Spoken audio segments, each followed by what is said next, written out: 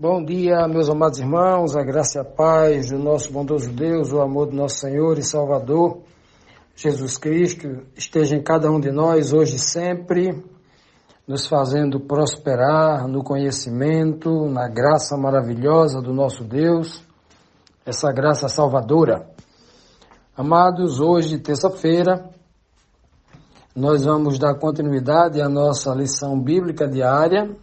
Essa semana estamos estudando sobre a fé na nova aliança, abordada no capítulo 11 de Hebreus. Ontem nós vimos que sem fé é impossível agradar a Deus e todo aquele que acredita que Ele existe e se aproxima dele, é necessário que saiba que Ele é o galardoador daqueles que o buscam. Hoje, na quinta pergunta, nós temos aqui o seguinte questionamento: que obra Noé realizou para comprovar sua fé? E, obviamente, para ser justificado, né? Que a fé é o meio pelo qual o homem é justificado. O texto de Hebreus 11:7 diz assim: pela fé, Noé, divinamente avisado das coisas que ainda não se viam, temeu e, para a salvação da sua família, preparou a arca, pela qual condenou o mundo. Foi feito herdeiro da justiça, que é segundo a fé. A justiça é segundo a fé.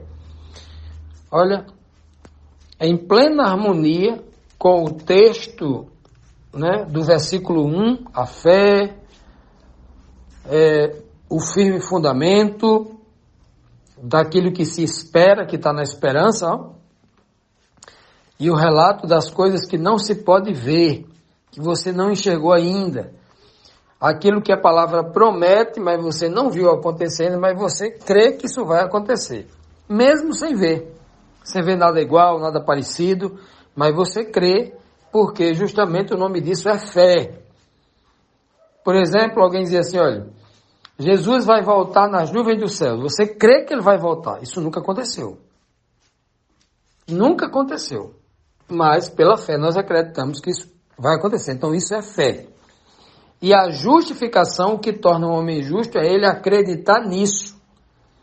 O que torna o homem justo não é ele ser um juiz de direito e agora sentado lá no tribunal, no seu tribunal, dá uma sentença para aquele, né, em favor daquele que é o credor, para que o devedor pague a ele, né? E ele receba aquilo que lhe é devido, né? É verdade que isso, na nossa linguagem comum, é fazer justiça, e é justo fazer isso. Mas a justificação da qual estamos falando aqui é a justificação de alguém que se tornou pecador, foi expulso do reino de Deus, do paraíso, e agora, para que ele só pode retornar para lá sendo um justo. Ele elimine aquele pecado que o condena. Aquele que foi justificado para não morrer mais, mas para viver eternamente. A justiça de Deus para a salvação.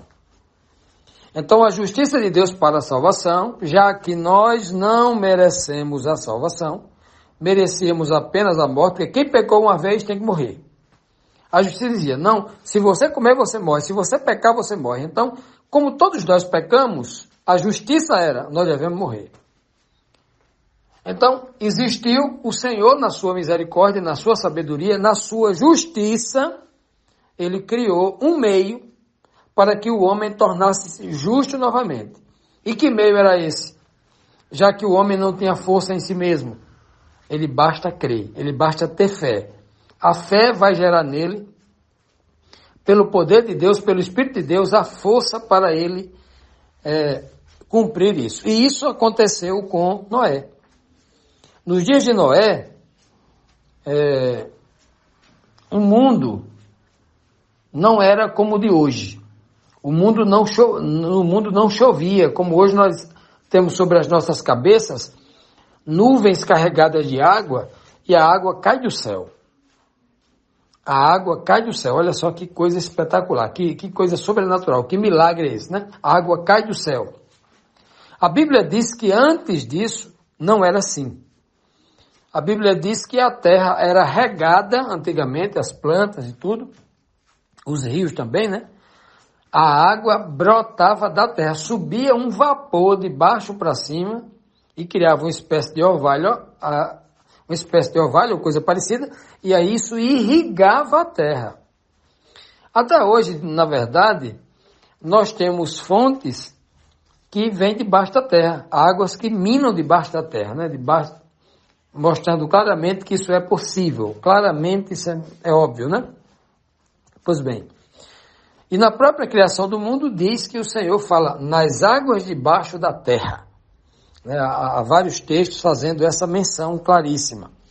Pois bem, então veja que naquele tempo que nunca havia chovido, o Senhor disse, Noé, eu vou abrir as comportas do céu e vou mandar água do céu, uma chuva. Um dilúvio. E ele vai inundar a terra. E você vai fazer um barco, uma arca, né? Muito grande. Você vai fazer essa arca, obviamente, para que você salve você, a sua família e todos aqueles que eu disser que você tem que salvar, né? E aí o Senhor, obviamente, a história nós já conhecemos, né? Está lá no livro do Gênesis, a partir do versículo 6, nós vamos encontrar essa descrição. E então, os animais que Deus mandou para lá. Aquela arca também, ela estava aberta para todas as pessoas que quisessem entrar. Mas os homens não quiseram entrar, obviamente o Senhor enviou os animais, né? Olha que coisa terrível, né? Na verdade, os animais, os simples e humildes animais foram mais racionais que os homens.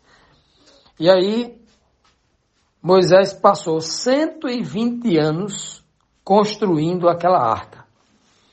Ou seja, 120 anos de misericórdia. Como diz um filósofo, um pensador, cada martelada que Moisés dava ali, e o povo escutava, ecoava aquela martelada, né? Era como se fosse um apelo, uma pregação no coração daquele povo, avisando-os que o dilúvio viria e que eles se convertessem, né, até no último momento, para que pudessem entrar na arca. Então, veja que o texto diz aqui que Noé, ele foi obviamente avisado por Deus, divinamente avisado, né, por Deus, e acreditou em coisas que não se viam, diz o texto bem claro aqui, não se via chuva. E o povo, por estar muito cético, ter aquela fé de Tomé, só acreditar naquilo que vê, que fé é essa, né? Fé é aquilo que não se vê. Acreditar só naquilo que vê não é fé, né? É constatação, é diferente.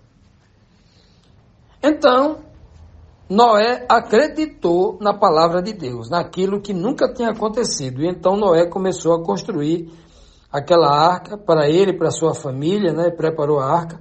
E a Bíblia diz aqui que aquela arca condenou o mundo. Como assim condenou o mundo? A arca, que é uma tipologia de aliança, né? Como é que aquela arca condenou o mundo se ela foi feita para salvar pessoas, para salvar animais? Como é que aquilo que foi feito para salvar se torna numa peça condenatória? Exatamente assim. Assim como é a bênção. O Senhor emite uma bênção. Para aqueles que aceitam, se torna uma bênção. Para aqueles que rejeitam, se torna uma maldição. O mesmo fogo que purifica o justo é o mesmo fogo que condena o ímpio, que sentencia o ímpio. Assim são as coisas de Deus. Continuando, meus irmãos, vamos aqui para a próxima pergunta, a pergunta 6, que nos traz aqui o seguinte questionamento. Que fez o pai da fé para receber tão honroso título de Deus? Saindo agora de Noé, obviamente nós vamos falar agora de Abraão, né, o pai da fé, aquele que vem depois de Noé.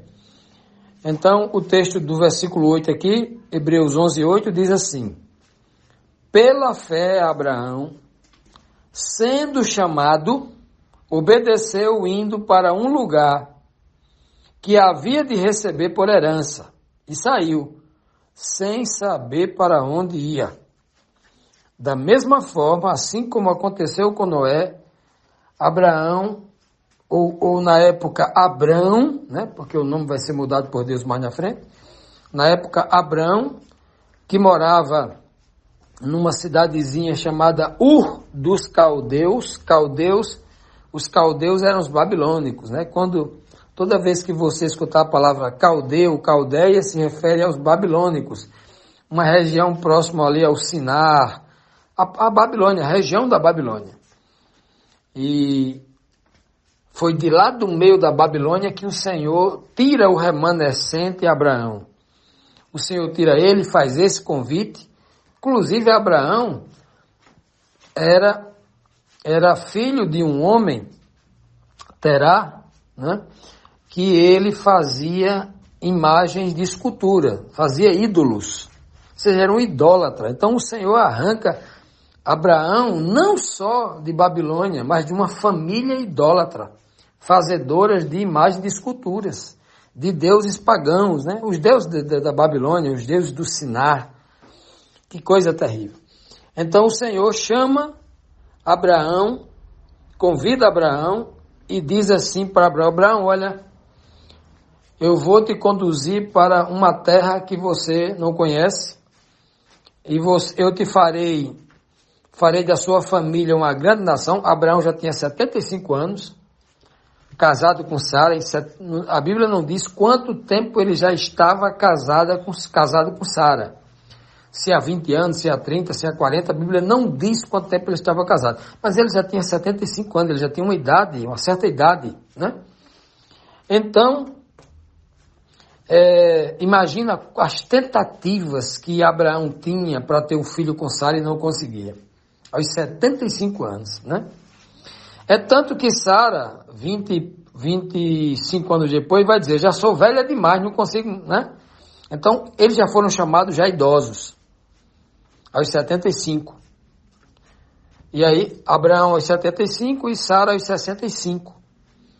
Já eram idosos quando foram chamados, quando o Senhor chamou Abraão, né? E o Senhor promete para ele, né, uma terra. Vai para uma terra que eu te mostrarei, diz o Senhor. Como é que você sai de uma terra, da sua casa, da sua parentela, os seus amigos, os seus primos, né? A sua vida diária, né? Aquele hábito diário que você aprendeu, gera 75 anos de hábitos. É difícil você tirar isso. 75 anos, aquele homem que gostava de pescar, que gostava de caçar, que gostava de plantar, que gostava de colher. Não sei o que Abraão fazia, mas você abandonar tudo isso, seus amigos, a sua casinha certa, a sua camazinha, o seu habitat, os seus amigos, e se embrenhar por dentro de um deserto, que você não sabe onde vai chegar, podendo encontrar uma tribo violenta e matar todo mundo, e você perder a sua vida distante da sua família, não ser enterrado no túmulo dos seus pais, que isso naquela época tem um valor muito grande, né? Eles davam importância a isso como algo assim de elevada importância, né? Já imaginou alguém escutar a voz que podia dizer assim: olha, não, realmente eu escutei a voz na minha consciência, é uma voz que falou ali, mas eu não vou não, porque eu tenho medo. E se essa voz está querendo me enganar? Olha, existe 1 milhão de questionamentos que a gente poderia fazer, estando no lugar de Abraão, para dar uma desculpa para não sair dessa comodidade toda que ele tinha. Principalmente pelas razões que ele tinha.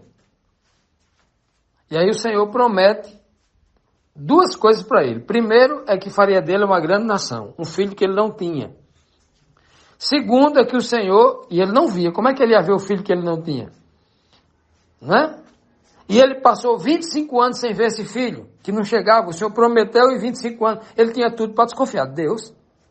Como é que o Senhor me promete uma coisa? 25 é muito tempo para o Senhor cumprir uma promessa, não é? Não é assim que o homem pensa? É.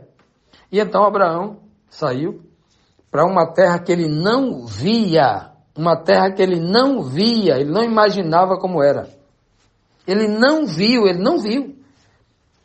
O Senhor não mostrou para ele visão. A terra é essa daqui, ó, tá vendo? Lá tem umas cachoeiras, lá tem muitas plantações, tem muito pasto, tem tudo, é tudo que você precisa. O Senhor não mostrou isso para ele em visão, nada não. E nem disse para ele, ó, vá na direção do norte, na direção do sul, direção do leste, do oeste. Não disse, pegue pela trilha tal, pela vereda tal. Não disse nada. Abraão não tinha só a visão das coisas do que ele queria fazer, mas Abraão também não tinha noção, apenas se deixou ser guiado pelo Espírito de Deus. Ou ser guiado pela sua fé. Simplesmente eu tenho que sair, vou sair aqui, não importa. Vou seguindo aqui um caminho que eu vou encontrando. E Abraão saiu, primeiro subiu em direção ao norte, estava ali na região onde hoje é o Iraque, né? Subiu em direção à Turquia, foi lá perto da Síria, aí desceu próximo à costa do mar ali, em direção onde é Jerusalém hoje, passou direto, desceu até lá ao sul, foi até lá ao Egito, depois do Egito ele retorna pelo deserto do Sinai, para voltar para aquela região ali de Jerusalém, aquela região de Samaria, onde eles chamaram região de Canaã, aquelas terras ali todas, né? Então ele faz esse rodeio todinho, para no final da vida dele ele se achegar naquela região. Veja que coisa, saiu, como diz o texto bíblico, sem saber para onde ia. Por Abraão obedeceu àquela voz sem conhecer profundamente aquela pessoa que estava falando com ele. Abraão saiu sem saber para onde ia e sem ter a certeza de que aquela voz iria cumprir o que prometeu para ele, que era de dar uma grande nação, lhe dar muitos filhos, né? Muitos filhos, de forma direta e de forma na segunda geração, como netos, bisnetos, etc. Muitos filhos. Mas Abraão saiu. E pela fé, olha só a fé de Abraão. Ele é chamado de o pai da fé. E hoje nós vimos como é gratificante obedecer a Deus. Hoje existem bilhões de pessoas que descendem não só do DNA de Abraão, como os judeus, por exemplo, e os árabes todos, né? Mas principalmente da fé de Abraão. Os descendentes da fé daquele homem. A fé que está escrita nas Escrituras. Filhos de Abraão, incontáveis, né? Que coisa maravilhosa. Veja que a fé é a maior arma e a melhor decisão que o homem pode tomar na sua vida é com base na fé, com base na voz de Deus, com base na palavra de Deus escrita.